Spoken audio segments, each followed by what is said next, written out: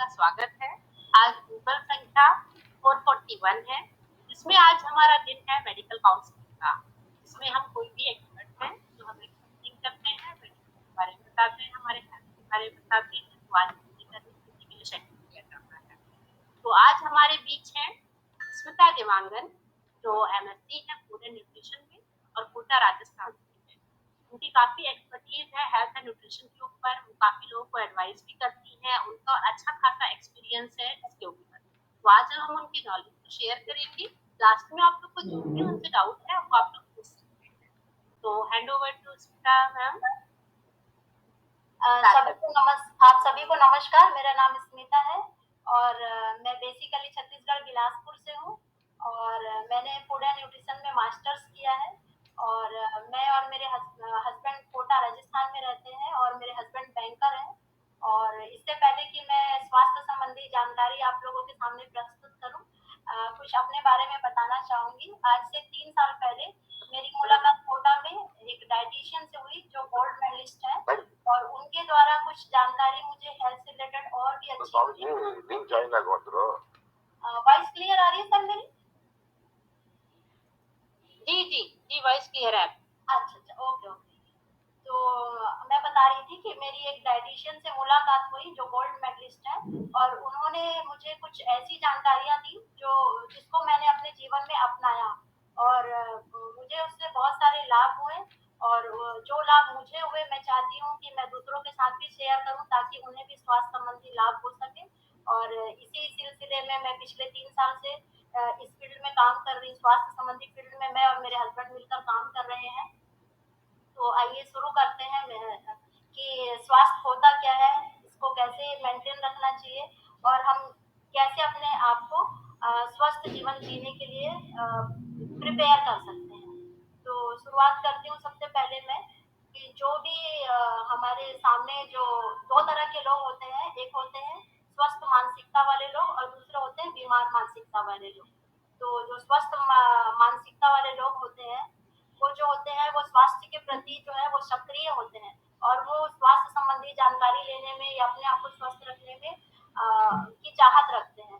उसके अलावा जो सिकनेस माइंडसेट के लोग होते हैं वे निष्क्रिय प्रकृति के होते हैं और अपने स्वास्थ्य का ज्यादा ख्याल नहीं रखते हैं और जैसा कि कहा जाता है prevention is better than cure, तो इन चीजों में वो काफी दूर रहते हैं। इसके अलावा अपने स्वास्थ्य के समाधान के लिए डॉक्टर के पास ना जाना पड़े ऐसा वेलनेस माइंडसेट के लोग चाहते हैं। लेकिन सिकनेस माइंडसेट के लोग जो होते हैं वो पहले बीमार पड़ते हैं और उसके बाद फिर परेशान होते हैं कि स्वास्थ्य के लिए क्या किया जाए। और इसके अलावा जो वेलनेस माइंडसेट के लोग होते हैं वे कुछ भी होने से पहले उसकी रोकथाम या बचाव के बारे में सोचते हैं, जबकि जो सिकनेस माइंडसेट के लोग होते हैं वे सोचते हैं कि पहले बीमार पड़ेंगे उसके बाद देखा जाएगा क्या होता है, यानी कि वो अपने अच्छे स्वास्थ्य को इग्नोर करते हैं। इसके अलावा जो वेलनेस माइंडसेट के लोग होते हैं वो जो है अपना पैसा जो है स्वस्थ रहने में खर्च करते हैं, जबकि जो सिकनेस माइंडसेट के लोग होते हैं वो जब बीमार पड़ जाते हैं उसके बाद फिर अपनी मेहनत की कमाई को ज्यादातर इलाज में खर्च कर देते हैं। और इनका बजट भी जो वेलनेस माइंडसेट के लोग होते हैं अपने बजट में अपने स्वास्थ्य के लिए भी कुछ आय का हिस्सा रखते हैं ताकि उनका परिवार और वो व्यक्ति स्वस्थ रह सके। जबकि जो सिकनेस माइंडसेट के लोग होते हैं इनका कोई स्वास्थ्य का कोई बजट नहीं होता है और जब ये या इनकी फैमिली बीमार पड़ जाती है तब इनके घर का बजट गड़बड़ा जाता है और जो भी भुगतान बीमारी होने के बाद उन्हें देना पड़ता है उससे उनका जो लाइफ है वो भी डिस्टर्ब होता है। इसके अलावा वेलनेस माइंडसेट के जो लोग होते हैं वो स्वास्थ्य संबंधी सही जानकारी लेने पे अपना समय व्यतीत करते हैं या इसकी जानकारी लेकर अपने आप को प्रिवेंट करते हैं, जबकि सिकनेस माइंडसेट के जो लोग होते हैं वो सुनी सुनाई बातों पर या किसी तीसरे पक्ष की राय पर डिपेंड रहते हैं और इसकी वजह से जो है इनका हेल्थ जो है ज्यादा इफेक्टेड हो जाता है बजाय वेलनेस माइंडसेट के लोगों का। तो आइए जानते हैं कि स्वास्थ्य क्या होता है। विश्व स्वास्थ्य संगठन 1948 के अनुसार दैहिक, मानसिक और सामाजिक रूप से पूर्णतः स्वस्थ होना या समस्या विहीन होना ही स्वास्थ्य है। स्वास्थ्य के 4 स्तंभ होते हैं, जैसे कि हम सभी अर्न करने में व्यस्त होते हैं और अपनी ज़िंदगी का ज़्यादा समय जो है अर्निंग में लगा देते हैं, पर साथ ही साथ हमें अपने स्वास्थ्य का भी ध्यान रखना चाहिए। और स्वास्थ्य के लिए भी 3 लेटर होते हैं, 4 लेटर होते हैं जिसको अर्न कहते हैं। अर्न में जो ई लेटर होता है उसका मतलब होता है एक्सरसाइज। एक्सरसाइज जो है 30 से 45 मिनट की हर रोज होनी चाहिए ताकि हम स्वस्थ रहें। इसके अलावा एटीट्यूड, हमारा जो सोच है वह पॉजिटिव होना चाहिए। आपने देखा होगा कि बहुत सारे लोग सकारात्मक सोच के होते हैं और वो बड़ी-बड़ी बीमारियों को भी जो आसानी से क्योर कर लेते हैं, क्योंकि जो उनकी सोचने की जो योग्यता होती है पॉजिटिव होती है और इसलिए वो बड़े-बड़ी बीमारी से भी कई बार बाहर निकल आते हैं। इसके अलावा रेस्ट, 6 से 8 घंटे की नींद होनी चाहिए। अगर नींद टूट-टूट कर आती है या बार-बार हम वॉशरूम के लिए उठ रहे हैं, तो ये भी अच्छे स्वास्थ्य की निशानी नहीं है। तो नींद जो है वो गहरी होनी चाहिए जिसका भी स्वास्थ्य पर असर पड़ता है। और न्यूट्रिशन, न्यूट्रिशन जो है वो हमें संतुलित आहार से मिलता है, लेकिन जो 3 चीज़ें हैं ऊपर की, एक्सरसाइज, एटीट्यूड और रेस्ट, ये जो है हम अपने आत्म अनुशासन से प्राप्त कर सकते हैं। लेकिन पोषण के बारे में अगर हम सोचें तो हम में से ज़्यादातर लोग आज बैलेंस डाइट नहीं ले पा रहे हैं। इसकी वजह से जो है स्वास्थ्य संबंधी समस्याएं हम सभी के घरों में आज बहुत ज़्यादा बढ़ती जा रही है। तो आइए जानते हैं कि पोषण क्या है। पोषण जो है जैव रासायनिक और शारीरिक प्रक्रिया है जिसके द्वारा एक जीव अपने जीवन का समर्थन करने के लिए भोजन का उपयोग करता है। अब जो है प्रकृति के 5 तत्व होते हैं और इन्हीं 5 तत्वों से हमारा शरीर है जो बना हुआ है। जैसे कि आकाश है, वायु है, जल है, अग्नि है और पृथ्वी है। इसके अलावा ये 5 तत्व हमें मिलते कैसे हैं? हम जो खाना खाते हैं उससे, हम जो पानी पीते हैं और जो हम सांस लेते हैं। इसके अलावा जो भोजन के 6 एलिमेंट्स होते हैं जैसे कि कार्बोहाइड्रेट है, प्रोटीन है, वसा है, विटामिन और खनिज है, फाइबर है और पानी है। इन सब से जो है हमारा स्वास्थ्य जो है इनको लेने के बाद संतुलित होता है। अच्छे पोषण के लिए चुनौतियाँ, आजकल देखा जाए तो अच्छा स्वास्थ्य किसी के पास नहीं है, तो इसके लिए यह एक बड़ी चुनौती बनती जा रही है कि हम स्वस्थ कैसे रहें। तो देखा जाए तो ये चुनौतियाँ इसलिए हो रही है क्योंकि हमारे भोजन में जो है पोषण की कमी हो गई है। उसके अलावा कुछ अनुवांशिक या संशोधित बीज हैं, जैसे कि हम सभी जानते हैं मार्केट में जो फ्रूट्स और वेजिटेबल्स आते हैं वो हाइब्रिड हो चुके हैं, तो इसमें इसकी गुणवत्ता जो है घट चुकी है।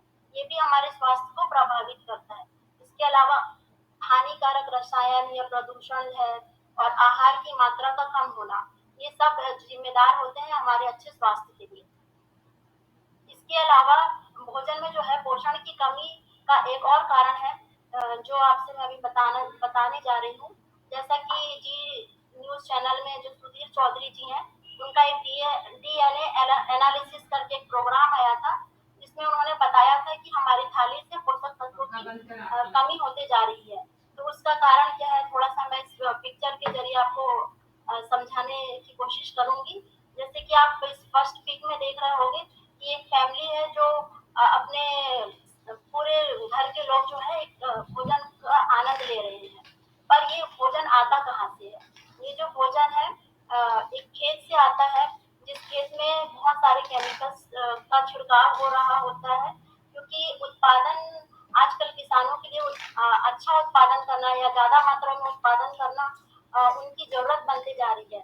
इसकी वजह से जो है खेतों में केमिकल्स, यूरिया, इन चीजों का इस्तेमाल बहुत ज्यादा किया जाने लगा है और इसकी वजह से जो है मिट्टी की जो उर्वरक शक्ति है वो कम होते जा रही है। और इसकी कारण जो है मिट्टी में पिछले 30 साल का जो अध्ययन है उसके अनुसार 5.6% मैग्नीशियम कम हो चुका है, 12.1% आयरन कम हो चुका है और 43% जिंक कम हो चुका है और 18.3% बोरॉन कम हो चुका है और 5.4% कॉपर कम हो गया है। तो जब मिट्टी की गुणवत्ता घट गई है तो साथ ही साथ इससे फसल में जो पोषक तत्व है उसमें भी कमी आ गई है और इस कमी की वजह से आज भारत में 7 करोड़ लोग डायबिटीज का शिकार हो गए हैं। तो ब्रिक्स के जो 5 देश है उसमें जो भारत है वो सबसे अस्वस्थ देश माना गया है और 2000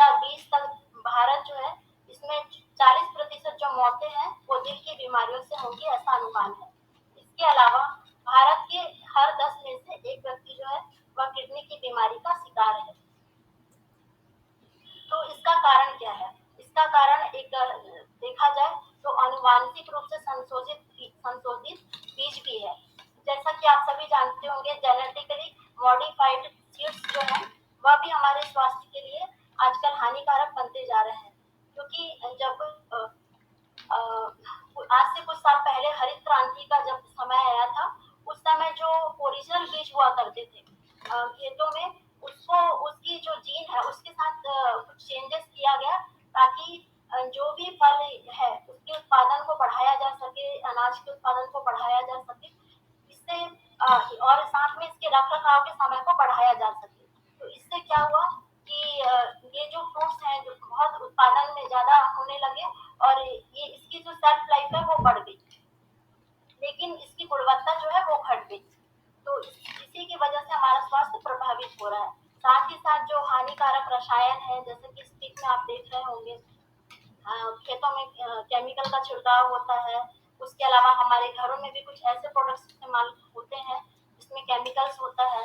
उसके अलावा जो औद्योगिक क्षेत्र है, वहां से निकलने वाला गंदा पानी या केमिकल वाला पानी जो है हमारे खेतों में जाता है, और फिर उसी पानी से जो है उत्पादन होता है। और इसके अलावा जो औद्योगिक क्षेत्रों से जो मतलब जो धुआं निकल रहा है, वह भी हमारे श्वसन संस्थान को प्रभावित कर रहा है। इसके अलावा जो पोल्यूशन है बाहर में, वो वाटर पोल्यूशन होता है, एयर पोल्यूशन है, जैसे कि आपने स्पीक में देख रहे होंगे, जिसमें हमारे द्वारा जो वाहन यूज किए जाते हैं, उससे भी जो वायु है वो प्रदूषित होती है, और इसका भी जो है हमारे स्वास्थ्य पर बुरा प्रभाव पड़ता है। इसके अलावा हमारी जो डाइट है वो कम हो चुकी है। जैसा कि आज से 25 साल पहले या 30-40 साल पहले जो हमारे पूर्वज हुआ करते थे, उनकी डाइट बहुत अच्छी होती थी। वो हमसे दुगुना खाना एक टाइम पे खाते थे, और जितना खाना वो एक टाइम पे खाते थे, आज हम दिन भर में भी वो पूरा खाना नहीं खा पाते, यानी हम 2 से 3 रोटी पे सिमट कर रह गए हैं। तो इससे क्या हो रहा है कि हमारे जो शरीर में है पोषण की कमी होती जा रही है, और इन पोषण की कमी की वजह से हमारा शरीर जो है वो बीमार होते जा रहा है। तो ये सोचने वाली बात है, क्या हम सही या संतुलित भोजन ले रहे हैं? देखा जाए तो एक जो युवा है स्वस्थ, जिसकी जो हर रोज की कैलोरी की जो है आवश्यकता 2320 कैलोरी है। इसके अलावा महिला की 1900 कैलोरी है, और आयरन की बात करूं मैं, तो यह जो है 17 mg चाहिए, और एक महिला को 21 mg चाहिए। इसके अलावा जो प्रोटीन है, एक स्वस्थ युवा को 60 ग्राम चाहिए, और एक महिला को 55 ग्राम चाहिए। इसके अलावा जो कैल्शियम है वो जो है 600 mg महिला को भी चाहिए, और 600 mg पुरुष को भी चाहिए। तो एक मोटा मोटा सा फिगर है, और ये डिपेंड करता है कि आपका जो वर्किंग मतलब आपका कार्य कहाँ कर रहे हैं आप, और आपका जो आपका जो एनवायरनमेंट है, इन चीजों का भी इसमें कुछ चेंजेस हो सकता है। ये एक मोटा मोटा सा अनुमान है।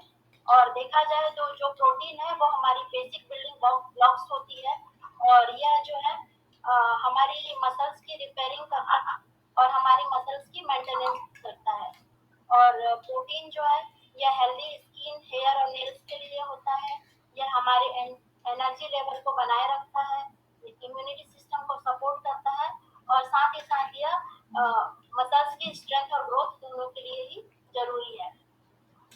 तो एक स्वस्थ पुरुष को लगभग 60 ग्राम प्रोटीन हर रोज लेना चाहिए।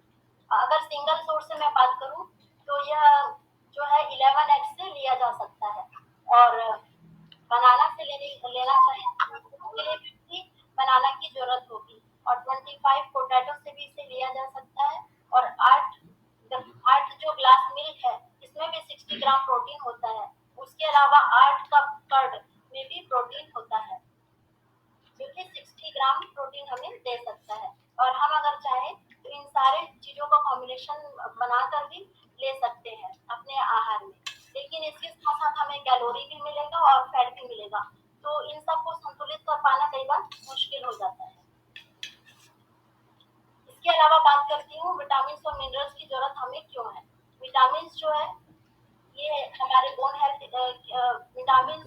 जो है ये हमारे बोन हेल्थ के लिए होते हैं। इसके अलावा ये हमारे हेल्दी विजन को मेंटेन करते हैं। ये हमारे नर्वस सिस्टम और मेंटल परफॉर्मेंस के लिए जरूरी है। साथ ही साथ जो है ये हमारी इम्यूनिटी को भी स्ट्रॉन्ग करते हैं और एनर्जी और मेटाबॉलिज्म के लिए भी जरूरी होते हैं। इसके अलावा हेल्दी स्किन और हेयर्स के लिए भी विटामिन और मिनरल्स की आवश्यकता होती है। यदि बात करूँ मैं विटामिन ए की, तो इसके लिए 2 फ्रेंच ऑमलेट्स की जरूरत पड़ेगी और विटामिन सी के लिए 10 कप पंपकिन्स चाहिए और विटामिन डी की जरूरत को पूरा करने के लिए एक फिश की जरूरत होगी। इसके अलावा विटामिन ई 33 डेट्स में होता है और विटामिन B2 जो है वह 7x लेने पे मिल सकता है और 16 बायोटीन बनाना लेने से इसकी नीड को पूरी की जा सकती है। इसके अलावा 2 से 3 कप कैल्शियम की जरूरत होगी और आयरन के लिए जो है लोबिया के बीज की जरूरत होगी, जो कि 3 कप क्वांटिटी होनी चाहिए। इसके अलावा जो स्पिनिच है वो 3 कप होना चाहिए। जिंक जो है या रागी 22 कप्स लेने होंगे जिंक को लेने के लिए। इसके अलावा मैग्नीशियम जो है 10 कप जो ग्रीन पीस होता है उससे लिया जा सकता है। इसके अलावा भी हमें और भी 13 विटामिन और मिनरल्स की आवश्यकता होती है। अब बात करते हैं कि फैट कौन सा हमारे स्वास्थ्य के लिए अच्छा होता है। तो फैट्स जो है वो 2 प्रकार के होते हैं, एक एचडीएल और दूसरा एलडीएल। एचडीएल जो होता है वो गुड फैट होता है और एलडीएल जो होता है वो बैड फैट होता है। फैट की जरूरत हमारे हार्ट हेल्थ के लिए होती है। उसके अलावा ब्रेन हेल्थ के लिए, जॉइंट की फ्लेक्सिबिलिटी के लिए, विजन हेल्थ को भी यह सपोर्ट करता है। साथ ही साथ ये हमारे सर्कुलेटरी हेल्थ के लिए भी इसकी जरूरत होती है। तो जो गुड फैट्स होता है वो ओमेगा 3 होता है और नॉर्मली जो हम अपने डाइट में खाते हैं वो ओमेगा, तो ओमेगा जो 3 है ये हमें हर रोज 1600 mg की जरूरत होती है। अगर सिंगल सोर्स से मैं बात करूं तो ये 100x से मिल सकता है, 13 ग्लास मिल्क से मिल सकता है, 98 डेट्स से मिल सकता है, 46 कप चने से मिल सकता है और 57 कप बाजरा से मिल सकता है। और हम चाहें तो इन सारी चीजों का कॉम्बिनेशन भी अपने डाइट में शामिल कर सकते हैं और साथ ही साथ इसमें हमें कैलोरीज और फेट का भी कॉम्बिनेशन को ध्यान में रखना पड़ेगा, क्योंकि इसकी वजह से फैट कभी कभी ज्यादा भी हो जाता है। और इसके साथ ही साथ आप सभी ने अपने आसपास कुछ कॉमन बीमारियों के बारे में देखा होगा या इनसे ग्रसित लोगों को देखा होगा। जैसे कि आजकल बहुत कॉमन जो बीमारियां हैं उसमें है blood pressure, diabetes, heart, anaemia, arthritis, joint pain, vision disease, osteoporosis और कैंसर। ये कुछ कॉमन बीमारियां हैं जो हम अपने आसपास हर रोज इससे ग्रसित लोगों को देखते हैं। तो इनमें से जो भी बीमारी ना ही ये किसी बैक्टीरिया वायरस के कारण होती है, तो फिर इसका कारण क्या है? इसका कारण है हमारे खान पान से जुड़ा हुआ होता है। इसका कारण बेसिकली देखा जाए तो पोषण की कमी भी होती है। इसके बाद बात करते हैं कि पोषण की कमी होती क्या है। पोषण की कमी जो है हमारा शरीर को हम जो मांगता है वो ना देने के बजाय हम अपने शरीर को वो देते हैं जो मतलब जो हमारी जो दैनिक आवश्यकता है उसमें जो है पोषण की कमी रह जाती है। उसकी जो आपूर्ति है वो हमारे कम भोजन की वजह से मतलब उसमें पोषक तत्व जो है कम हो जाते हैं। इसकी वजह से हम बैलेंस डाइट नहीं ले पाते हैं, तो इसी को हम पोषण की कमी बोलते हैं या न्यूट्रिशनल गैप कहते हैं। अब जो है न्यूट्रिशनल गैप को हम कैसे पूरा कर सकते हैं? जो है आहार जो हम ले रहे हैं हर रोज वह तो हमें लेना ही लेना है, लेकिन साथ ही साथ हम कुछ ऐसे न्यूट्रिशन को अपने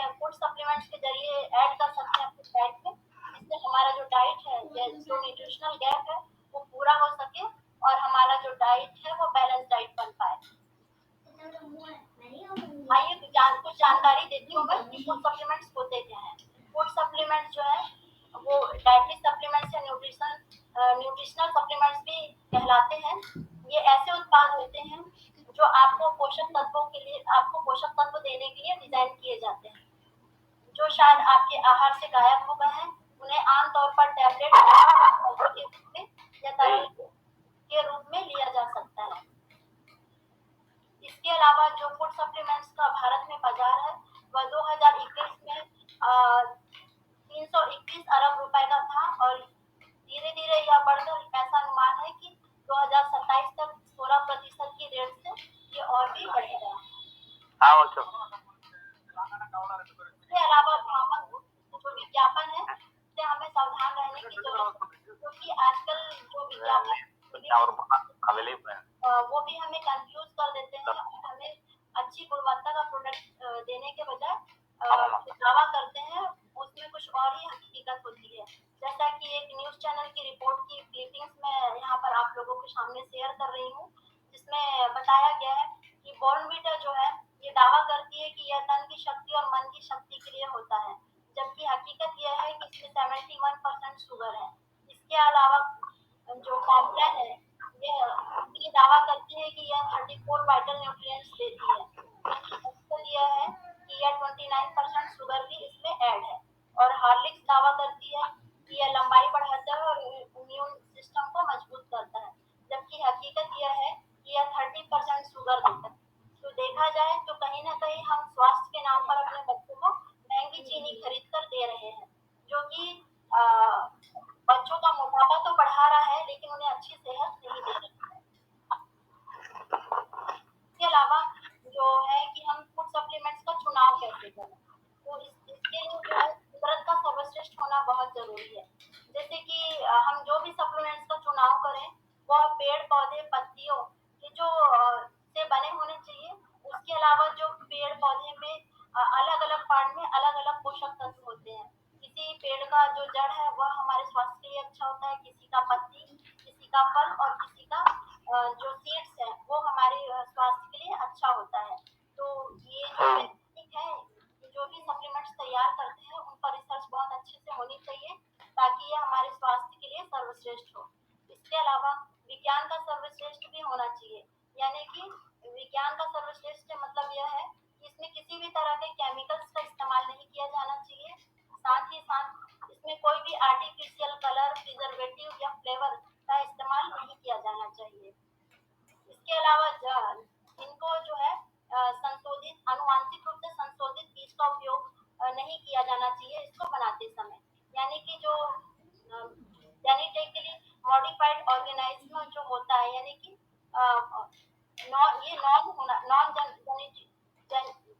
जीएमओ वाला होना चाहिए। इसके अलावा जो है इसमें प्रामाणिक जैविक जड़ी बूटियों का उपयोग किया जाना चाहिए और हानिकारक रसायनों का उपयोग इसमें नहीं होना चाहिए। इसके अलावा जो है डीएनए फिंगरप्रिंटिंग का उपयोग करके पौधों की जो है सर्वोत्तम प्रजातियों को खोजना चाहिए और उसके बाद उससे सप्लीमेंट्स तैयार किए जाने चाहिए।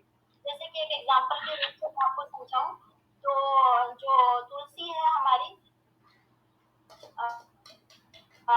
बहुत ही अच्छी आयुर्वेदिक औषधि है, लेकिन इसकी बहुत सारी प्रजातियां होती हैं। हम जो है कॉमन पर्सन इसकी कौन सी प्रजाति हमारे लिए बेस्ट है इसको हम नहीं समझ पाते, लेकिन जो कंपनियां हैं, निर्माता कंपनियां जो है वो इनके जो है डीएनए फिंगरप्रिंटिंग का उपयोग करके इससे एनालिसिस कर सकते हैं कि कौन सी प्रजाति हमारे लिए बेस्ट है और उन्हीं प्रजातियों को यूज करके या पौधे के उन्हीं हिस्सों को यूज करके वो सप्लीमेंट्स को तैयार किया जाना चाहिए। इसके अलावा जो है निर्माता को जो है गुड मैन्युफैक्चरिंग जो प्रैक्टिसेस है इनकी जो गाइडलाइन है जिसको पालन करना चाहिए। इसके अलावा जो FSSAI द्वारा जो गाइडलाइन है इसको भी फॉलो करना चाहिए ताकि जो भी सप्लीमेंट्स तैयार किया जाए वह जो है सभी के लिए स्वास्थ्यवर्धक हो और इसका कोई साइड इफेक्ट ना हो। इसके अलावा फूड सप्लीमेंट्स जो है इसको यूज करते समय क्या क्या सावधानी रखनी चाहिए। फूड सप्लीमेंट्स जो है ये एक आहार का विकल्प है, ये अपने आप में पूर्ण आहार नहीं है, इसलिए इसको अपने आहार जो है उसको हमें डिस्टर्ब नहीं करना चाहिए। हम जो दैनिक आहार लेते हैं वो तो लेना ही लेना है हमें, पर इसको साथ में हम न्यूट्रिशनल गैप जो हो रहा है उसको पूरा करने के लिए ले सकते हैं। इसके अलावा इसका जो दैनिक उपयोग लिखा गया होता है उसकी बोतल में उससे अधिक मात्रा में उपयोग नहीं करना चाहिए। और यदि किसी की चिकित्सा चल रही हो या कोई गर्भवती या स्तनपान कराने वाली महिला हो तो इसका जो उपयोग है वह चिकित्सीय जो है परामर्श के द्वारा ही इसको लेना चाहिए या चिकित्सक की सलाह के द्वारा लिया जा सकता है। इसके अलावा भी बहुत सारे ऐसे हार्मफुल जो केमिकल्स वाले प्रोडक्ट्स हमारे घर में उपयोग होते हैं जो हमारे स्वास्थ्य के लिए हानिकारक होते हैं, तो हमें कोशिश करना चाहिए कि हम इको फ्रेंडली प्रोडक्ट्स का इस्तेमाल करें और जो ग्रीन इंडिया और क्लीन इंडिया है इस पर हम आगे बढ़े। इसके अलावा कुछ ऐसे यूटेंसिल्स हैं जो हमारे घर में यूज होते हैं वह भी हमारे स्वास्थ्य को प्रभावित करते हैं, जैसे कि नॉन स्टिक और एल्यूमिनियम के जो कुकवेयर होते हैं उसमें कुछ हैवी मेटल्स रिलीज होते हैं जो कि हमारे भोजन को तैयार करने के दौरान उसमें मिल जाते हैं। तो इस तरह के जो हैवी मेटल्स हैं वो हमारे स्वास्थ्य के लिए हानिकारक होते हैं और कभी कभी कैंसर जैसी बड़ी गंभीर बीमारियों का भी न्योता देते हैं। तो हमें अवॉइड करना चाहिए नॉन स्टिक और एल्यूमिनियम के कुकवेयर को। इसके बजाय हमें ऐसे बर्तनों का उपयोग करना चाहिए जो हमारे स्वास्थ्य के लिए लाभप्रद हो, जैसे कि इस कैटेगरी में स्टेनलेस स्टील आता है, कॉपर आता है, आयरन आता है या ब्रॉन्ज के बर्तन आते हैं जिसे हमें खाना पकाने के लिए या खाना खाने के लिए इस्तेमाल करना चाहिए। इसके अलावा एयर प्रदूषण भी आज हमारी स्वास्थ्य को बहुत ज्यादा नुकसान पहुंचा रहा है, क्योंकि हम में से ज्यादातर लोग जो है शहरी क्षेत्रों में रहते हैं या महानगरों में रहते हैं। तो आज वायु जो है बहुत प्रदूषित हो चुकी है और देखा जाए तो अस्थमा के जो रोगी हैं वो दिनों दिन बढ़ते जा रहे हैं। तो इसकी रोकथाम के लिए हम एयर प्यूरिफायर का इस्तेमाल कर सकते हैं और साथ ही साथ जैसे हम कार में भी लंबे समय तक यात्रा करते हैं कुछ समय सड़कों में या हमारे कार के अंदर जो एयर कंडीशन लगा होता है वो भी बहुत हार्मफुल होता है, क्योंकि हम पूरे 4 घंटे या 5 घंटे पोल्यूशन के संपर्क में लगातार रहते हैं, तो यह भी हमारे स्वास्थ्य के लिए हानिकारक होता है। तो हम ऐसे एयर प्यूरिफायर का इस्तेमाल कर सकते हैं जिससे हम हमारे स्वास्थ्य से शुद्ध वायु जा सके। और हमें जो है पेड़ पौधों को उगाने के लिए भी कुछ प्रयास करना चाहिए ताकि हमारा जो एनवायरनमेंट है वो ग्रीन रहे। तो आप सभी प्रतिभागियों को धन्यवाद देना चाहूंगी, क्योंकि हम सभी एक इकोसिस्टम का हिस्सा है और इस सिस्टम से जुड़े हुए हैं, तो इसे बेहतर बनाए रखने की हमारी जिम्मेदारी है। आइए हम अपने घर, पर्यावरण और पृथ्वी को एक रहने के लिए बेहतर जगह बनाने का संयुक्त प्रयास करें ताकि हम अपने आने वाली पीढ़ियों के लिए एक बेहतर विरासत छोड़ सकें। तो इसी के साथ मेरा प्रेजेंटेशन को मैं विराम दूंगी और आप सभी को धन्यवाद। बहुत ही अच्छा मैम, स्मिता मैम, बहुत अच्छा जानकारी आपने दिया, काफी लाभप्रद था और बहुत सारी चीजें हमें पता चली। तो मैं बोलना चाहूंगी कि किसी को कोई क्वेश्चन है आज के रिगार्डिंग, अगर किसी को कोई डाउट है तो आप पूछ सकते हैं। Dilip ji, Surmal sir ji. Actually madam, hello hello, हाँ सर, आवाज आ रही है आपकी? कुमार स्वामी। यस सर, बोलिए। Madam, actually what happened, no, my age was 61. जी sir. When I am getting an after morning, I am getting some weakness. Why it has come? What I have to take? Can you explain this?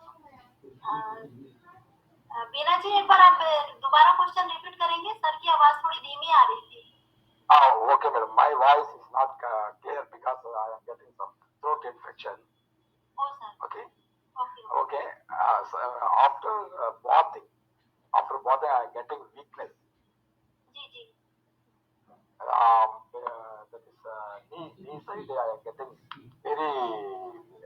I think that is painful. Like that it is after bathing only. What type of food I have to take that to give the weakness? That is the medicine. जी sir, आपका age कितना बताया आपने? 62. 62। Okay sir, okay. आपने किसी तरह का कोई टेस्ट वगैरह कराया सर? What? जैसे हेल्थ इश्यूज होती है ना हमें, तो हम डॉक्टर के पास जाकर कुछ टेस्ट कराते हैं, अपना No, madam. I am diabetics only. I am taking only morning BP sugar tablet only. Nothing. I don't have any this one. Any remark is not there. Only diabetics. अच्छा, आपको diabetes और BP sugar दोनों है ना sir? Yeah. That is also control only. Only one more tablet I am taking daily. Morning itself. Okay okay okay sir. तो sir जो आपकी as के अकॉर्डिंग आपको मल्टीविटामिन लेना चाहिए, क्योंकि आप जैसा बता रहे हैं कि आपको थकान रहती है या आपको वीकनेस फील होता है, तो जो है 61 की एज में हमारा जो डाइजेशन पावर है वो वीक हो जाता है। मतलब और हमारी जो डाइट है वो भी धीरे धीरे एज के अकॉर्डिंग कम हो जाती है। तो इस टाइम पे हम अपने डाइट में अगर मल्टीविटामिन शामिल करेंगे तो इससे जो हम न्यूट्रिशन की कमी है वो पूरी होगी और हमारी जो बॉडी में है मतलब स्टेमिना बढ़ेगी, और जो पोषक तत्व की कमी की वजह से वीकनेस फील हो रही है उसमें भी काफी कुछ सुधार आएगा सर। और Then multivitamins I have to take. जी सर जी sir. Can you prescribe that one multivitamin? Shall I take that direct to doctor or medical shop? Sir मैं आपको आपका नंबर मैं आपको दे देती हूँ, अपना नंबर। मैं आपसे पर्सनली कॉल में डिटेल में समझा दूंगी कि आपको क्या लेना है और कैसे लेना है। Thank you very much. आप चाहें तो अरुण सर से भी मेरा नंबर ले सकते हैं या ग्रुप से भी मेरा नंबर। अरुण सर से ले सकते हो। Actually, I retired in ISRO, ISRO, Indian Space Research Organization. Indian Space Research Organization. Here, our hospital is there. That is, our doctors also there. But we have to prescribe that what tablet, at what vitamins. I will take that tablets from our hospital. Actually, today my throat was very infected. That's why my voice also not clear. Sorry for this one. Okay okay sir. Thank you very much. Thank you sir. और किन्हीं का कोई question, किन्हीं को कोई health problem हो तो ma'am से कंसल्ट कर सकते हैं। मैडम नमस्ते। मैडम नमस्ते सर। नमस्ते। आपने अच्छा बोला है जो यूटेंसिल इसका इंडालियम यूटेंसिल का बारे में बताइए, उसमें लिखा नहीं था। इंडालियम इंडालियम का क्या इंडालियम में है ना, आई मीन एल्यूमिनियम जैसे इंडालियम कॉपर लिखा हुआ था सर। कॉपर है। मैं पूछता हूँ इंडालियम का क्या हुआ? इंडालियम यूटेंसिल भी आजकल यूज कर रहे हैं। जी sir. Is it harmful or no problem? Sir इंडेलियम के बारे में तो मुझे ज्यादा पता नहीं है, क्योंकि मैं राजस्थान स्टेट में रहती हूँ। यहाँ पर मार्केट में कहीं मैं इंडेलियम जो है ये यूज इधर मैं भुवनेश्वर से आ रहा हूँ, उड़ीसा। तो यहाँ इंडेलियम और एल्यूमिनियम का हाँ सर, आप थोड़ा सा आइडिया आया मुझे। मेरी एक है परिचित जो इंडेलियम यूज करती है। इंडेलियम जो है एल्यूमिनियम से थोड़ा सा एडवांस वर्जन है। ये कुछ स्टील जैसा होता है, लेकिन ये प्योर स्टील नहीं है सर। जो इंडेलियम जो होता है सर, ये इसमें एल्यूमिनियम भी मिक्स होता है, तो ये भी देखा जाए तो हमारे स्वास्थ्य के लिए हानिकारक है। Thank you. That's it. Thank you.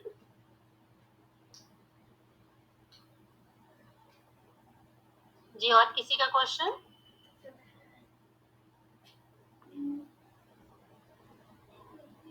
लता देवांगन जी, आप फर्स्ट टाइम जुड़ी हैं लग रहा है। ये अपने बारे में कुछ बताएंगे लता देवांगन जी? लता जी बिलासपुर से है, टीना जी, और हमारी कार्यकर्ता महिला कार्यकर्ता है वो। ओके। वो मैं समझी कि ये स्मिता जी के साइड से कोई रिलेटिव है क्या? सॉरी सर, मेरी रिलेटिव ही है। बिलासपुर से ही है। ओके, मुझे लगा उनके रिलेटिव है तो कोई नहीं आई है, इसके लिए मैंने रिलेटिव है, मगर वो अपनी महिला कार्यकर्ता है। ओके। स्मिता जी, आप ये बताइए कि आपने जो बताया है कि पूर्ण पोषण के लिए आप क्या रेकमेंड करेंगे? सर बेसिकली जो हमारे स्वास्थ्य को मेंटेन रख सकता है, इसमें मैं जो 4 कॉमन प्रोडक्ट हैं वो मैं सभी को सजेस्ट करती हूँ, क्योंकि ये जो है हमारे न्यूट्रिशन को बैलेंस करने के लिए बहुत ज़रूरी है। इसमें से जो सबसे पहला प्रोडक्ट मतलब जो है हमारा जो न्यूट्रिशन में आता है वो है प्रोटीन। प्रोटीन जो है हम सभी ज़्यादा जो इंडियंस हैं, जो विश्व स्वास्थ्य संगठन के अनुसार हर 10 में से 9 जो लोग हैं वो प्रोटीन डेफिशिएंट होते हैं। प्रोटीन बेसिकली देखा जाए तो सर हमारा जितना वेट होता है, जैसे कि मैं अगर 60 किलो की हूँ तो मुझे 60 ग्राम प्रोटीन मेरे डाइट में चाहिए, यानी 1 किलो पर 1 ग्राम। तो अगर जैसे किसी का आइडियल वेट से ज्यादा वजन है, मान लो कोई ओवर वेट है, तो उसको फिर उसके जो आइडियल जो वो होती है, हाइट होती है और वेट होती है, उसके अकॉर्डिंग उसको प्रोटीन की जरूरत होती है। लेकिन हम में से ज्यादातर लोग प्रोटीन डेफिशिएंट होते हैं, इसकी वजह से हमें वीकनेस रहती है, या जो हमारी जो पूरी बॉडी है वो प्रोटीन से बनी होती है। हमारे सर से लेकर पाँव तक का जो भी हिस्सा हमें दिखाई दे रहा है या जो अंदर के ऑर्गन्स हैं, इसको सभी को अच्छे से काम करने के लिए प्रोटीन की जरूरत होती है। और ज्यादातर हम इंडियंस जो है शाकाहारी होते हैं, तो इससे भी प्रोटीन की डेफिशिएंसी और ज्यादा बढ़ जाती है। तो जो हमारी दैनिक जो डाइट होती है उससे हम मैक्सिमम 25 से 30 ग्राम ही प्रोटीन ले पाते हैं। और एवरेज जो एक स्वस्थ युवा या महिला होती है, उसकी जो वेट होता है, आइडियल जो वेट होता है, ये 50 से 60 के बीच होता है, केजी के आसपास होता है। तो हमें कम से कम 60 ग्राम या 50 ग्राम प्रोटीन हमारे डाइट में होना ही चाहिए। और जो हम शाकाहारी लोग हैं, ये कम से कम 25 ग्राम ही प्रोटीन ले पाते हैं। और जो नॉन वेजिटेरियन जो होते हैं वो 30 से 35 ग्राम प्रोटीन ले पाते हैं। तो कहीं ना कहीं 20 से 25 ग्राम प्रोटीन की जो है वो हमें जो जरूरत है वो हमारी पूरी नहीं हो पाती है। इस कारण धीरे धीरे जो है हम एजिंग की ओर बढ़ते जाते हैं, और जो हमारी मसल्स की रिपेयरिंग के लिए या एनर्जी के लिए जो प्रोटीन है वो नहीं मिल पाता है।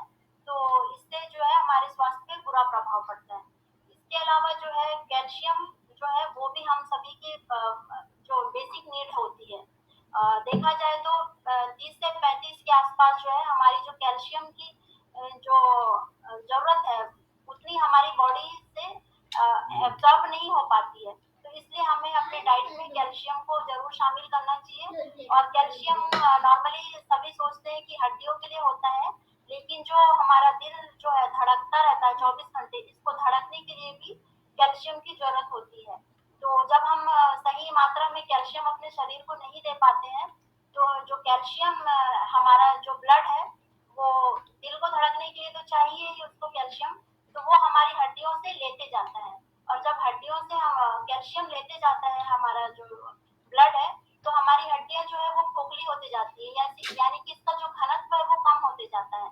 इसकी वजह से जो है कुछ समय के बाद मतलब ऑस्टियोपोरोसिस, आर्थराइटिस या बोन रिलेटेड प्रॉब्लम शुरू हो जाती है, या हमारे हड्डियों में दर्द रहना, इस तरह की समस्याएं होती है।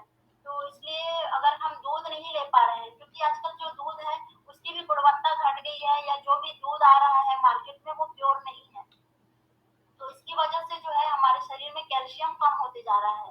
तो इस कैल्शियम की कमी को हम एक्स्ट्रा जो है मतलब सप्लीमेंट्स के थ्रू ले सकते हैं।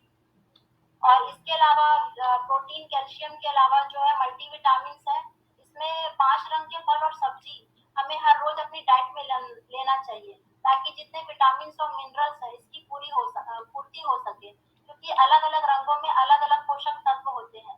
तो हम हर रोज अपनी डाइट में रंग बिरंगी सब खाना जो है वो शामिल नहीं कर पाते हैं, और हमारी डाइट भी कम हो गई है, तो हम कई बार फूड्स को भी स्किप कर देते हैं।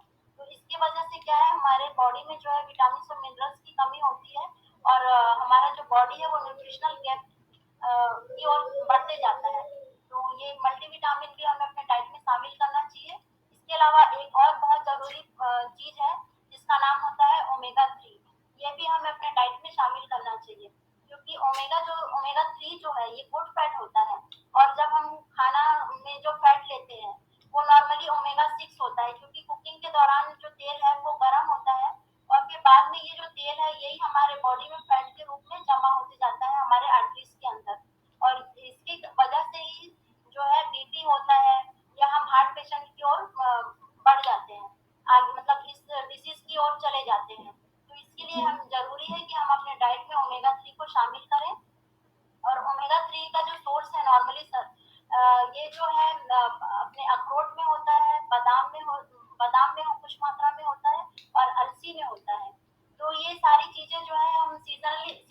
खा पाते हैं। और अलसी तो गर्म भी होता है, जिसको हम हर समय नहीं ले सकते और इतनी मात्रा में नहीं ले सकते जितनी मात्रा ओमेगा 3 मतलब चाहिए। जैसे कि मैंने अपने स्लाइड में बताया था कि 1600 mg पर डे चाहिए। तो इसके लिए जो है ओमेगा 3 की जो नीड है वो हम सप्लीमेंट्स के थ्रू ले सकते हैं, उसको पूरा कर सकते हैं ताकि हमारा स्वास्थ्य बैलेंस रह सके। तो ये 4 चीज है जो फाउंडेशन प्रोडक्ट्स होते हैं और इसकी हम सभी को जरूरत है, चाहे वो स्वस्थ है तो भी और अगर वो अस्वस्थ है तो भी। तो इस तरह से हम जो अपने डाइट को बैलेंस कर सकते हैं और एक अच्छे स्वास्थ्य को मेंटेन कर सकते हैं।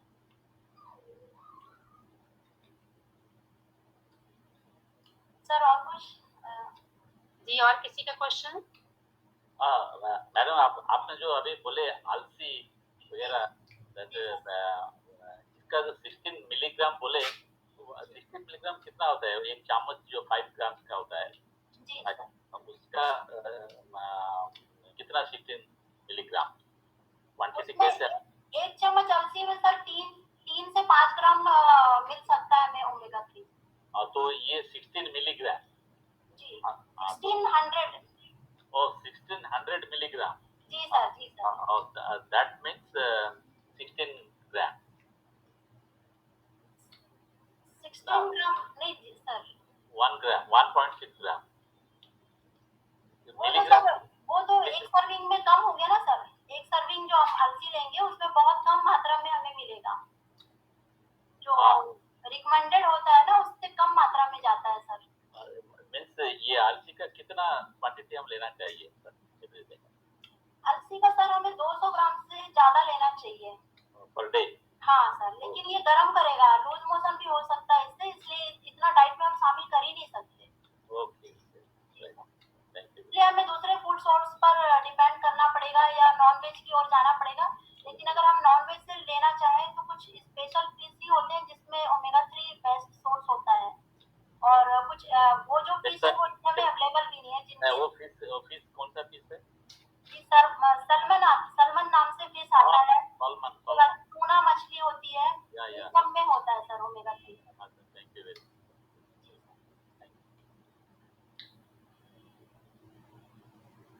और ये जो सोर्स जो सर है ना सर, हम जैसे नॉन वेज खाते हैं वो लोग क्या करते हैं, इसको कुकिंग के दौरान स्पाइसी बनाते हैं या इसमें ऑयल डालते हैं, तो वो हमारे स्वास्थ्य के लिए हार्मफुल हो जाता है, क्योंकि जब उसमें हम एक्स्ट्रा फैट और ऐड कर देते हैं तो ये हमारे स्वास्थ्य के लिए अच्छा नहीं है सर। क्योंकि हम लोग जो इंडियन लोग हैं, हम लोगों को स्पाइसी और टेस्टी खाना खाने की आदत होती है।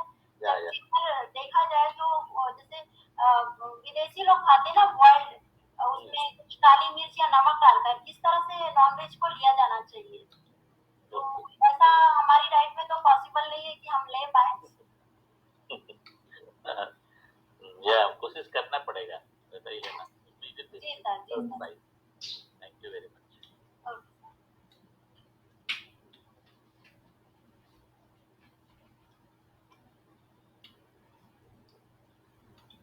जी, और किसी का क्वेश्चन?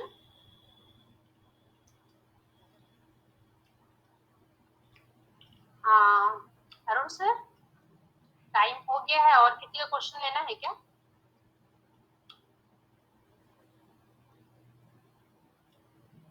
कि सम अप कर दें?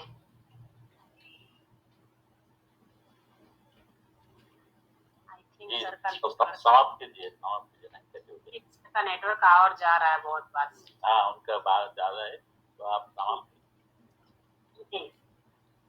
तो आज का सेशन काफी इंटरेक्टिव रहा, बहुत ही अच्छी जानकारी मिली हमें, कितना कैल्शियम खाना चाहिए, कितना प्रोटीन खाना चाहिए, ओमेगा 3 सबकी वैल्यू भी पता चली, कितना हम खाएंगे तो हमें सारी चीजें मिलेंगी। तो ये काफी बेनिफिशियल रहा हम सभी के लिए, हम सभी ने अच्छा नॉलेज किया।